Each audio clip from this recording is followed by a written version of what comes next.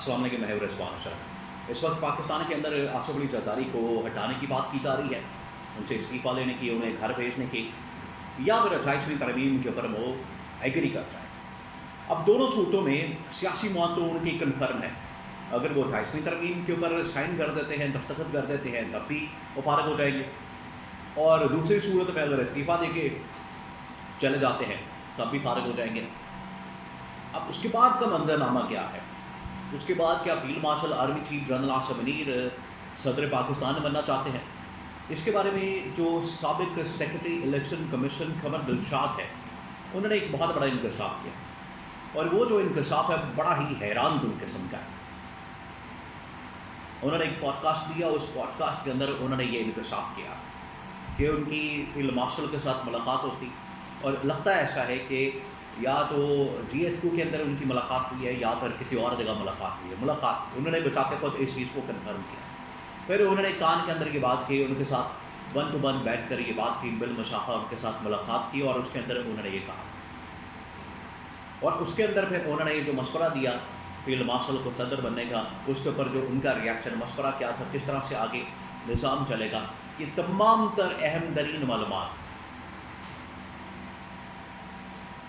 President house ऐवान सदर Asif Ali Zardari field marshal 28वीं तरमीम, ये तमाम मामलात के मतलब और आगे का मंजरनामा, क्या फील्ड मार्शल वाकई में सदर बनना चाहते हैं, बहुत अहम तरीन सवाल। उसका जो इंकशाफ है वो किया है सेक्रेटरी इलेक्शन कमीशन। अब सेक्रेटरी इलेक्शन कमीशन खबर दिलशाद आप सबको पता है कि इस निज़ाम के सिस्टम के मौजूदा सेटअप के या किसी भी सेटअप के बड़े अहम तरीन एक आप समझें कि शख्स है, बहुत है, और किसी भी जगह पर किसी भी मामले में जब भी ज़रूरत पड़ती है कि आपने अंदर की इंफॉर्मेशन देनी है, ख़ास तौर पर आइनी कानूनी मामलात के अंदर आपने कोई रास्ता देना है, तो कमर दिलशाद को मैदान के अंदर उतारा जाता है।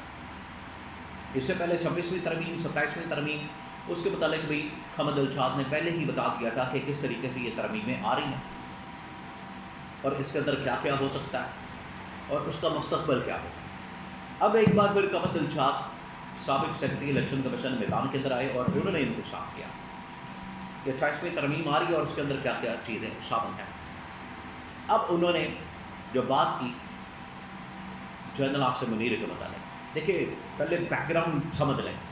बैकग्राउंड ये है कि आसिफ अली जरदारी को हटाने की बात हो रही है, उनकी जगह किसी और सदर को बनाने की बात हो रही है।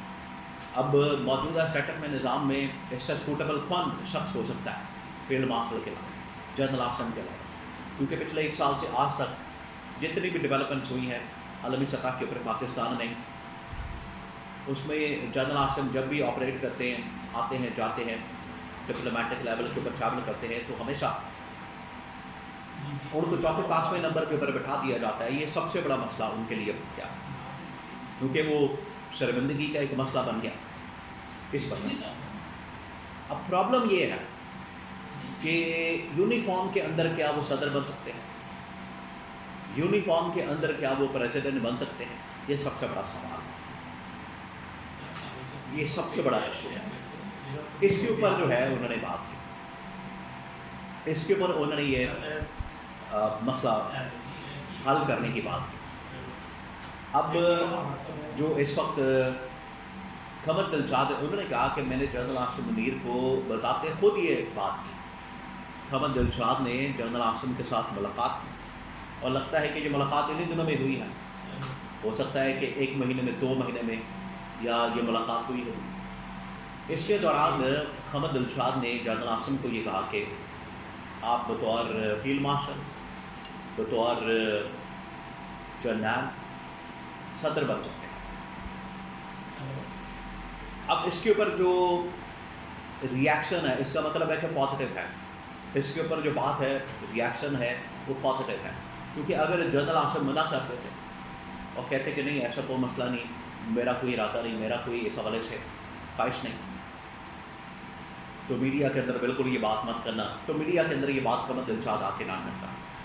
इसका मतलब है कि रिस्पॉन्स पॉजिटिव है, रिएक्शन पॉजिटिव है, जिसकी वजह से एक ग्रीन सिग्नल मिला और खमर दिलशाद ने आके ये बात कर दी कि मैंने इस तरह से बात की, और आगे से लगता है कि पॉजिटिव रिस्पॉन्स आया।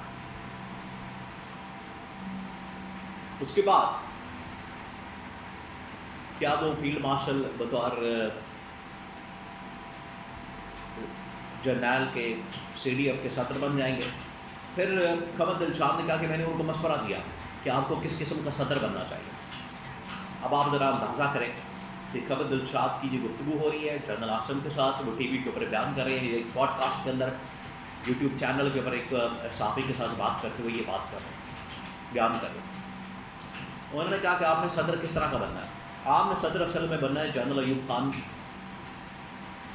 یا مشرف کی طرح کہ جن کے ہاتھ میں ڈنڈا ہو۔ آپ نے صدر ممنون حسین کی طرح، عارف علوی کی طرح، یا کسی سول صدر کی طرح آپ نے صدر نہیں بننا۔ آپ نے صدر بننا ہے ملٹری والا، فوجی وردی والا، ڈنڈے والا، تاکہ آپ کے ہاتھ میں ڈنڈا ہو اور آپ ڈنڈے سے کام لیں۔ اور پاکستان کے اندر آپ کو پتہ ہے کہ فارمولا چلتا ہے، کہ کلیا چلتا ہے، کہ کام ہوتا ہے، یا تو ڈنڈا چلتا ہے یا پھر یہاں پر ڈنڈی ماری جاتی ہے۔ تو جس کے ہاتھ میں ڈنڈا ہے وہ پھر یہ ملک بھی ڈنڈے سے چلنے والا ہے۔ تو قمر دلشاد نے یہ بھی بتا دیا کہ آپ نے کس طرح کا صدر بننا ہے اور کس طرح سے بننا ہے۔ اب اس سے بالکل واضح ہو گیا یہ جو قمر دلشاد کا سابق secretary election commission of Pakistan کا انٹرویو ہے، اس کے اندر جو پوڈ کاسٹ کے اندر انہوں نے اسٹیٹمنٹ دی ہے، اس سے بالکل واضح ہو گیا کہ جنرل عاصم کو اب تو نام بھی سامنے آ گیا کہ صدر آصف علی زرداری کے اوپر دباؤ موجود ہے استعفے کا، گھر بھیجنے کا، چھٹی کرانے کا، اور ان کی جگہ ریپلیسمنٹ کے طور پر جنرل عاصم کو صدر بنانے کا ایک پورا پلان موجود ہے، پورا پلان ہے کہ ان کو صدر بنا دیا جائے۔ اور جیسے ہی وہ صدر بن جائیں گے اس کے بعد پھر آگے کا جو منظرنامہ ہے، ایک تو فل وردی کے اندر، یونیفارم کے اندر ڈنڈے والے صدر ہوں گے، اور پھر اس کے بعد وہ اپنا نظام چلائیں گے۔ ملک کے اندر یا تو پھر صدارتی نظام نافذ کر دیا جائے گا، یا پھر گورنمنٹ کو ہٹا کے اپنی گورنمنٹ لا کے کابینہ بنا کے سارے معاملات چلائیں گے وہ۔ تو یہ یہاں سے بالکل واضح ہو گیا۔ اور قمر دلشاد کا یہ انکشاف یہ اس بات کا ثبوت ہے، ایویڈنس ہے کہ جنرل عاصم کی جانب سے رسپانس بھی پازیٹیو آیا، ان کی جانب سے بات بھی پازیٹیو کی گئی ہے، اور انہوں نے جو رسپانس دیا ہے، وہ ریئیکشن دیا ہے، وہ پازیٹیو ہے۔ جس کے بعد یہ بات پبلک میں آئی ہے، میڈیا کے اندر آئی ہے، اور انہوں نے یہاں کے اب اوپنلی بات شروع کر دی ہے، اور اب اس کے اوپر ڈبیٹ شروع ہو گئی۔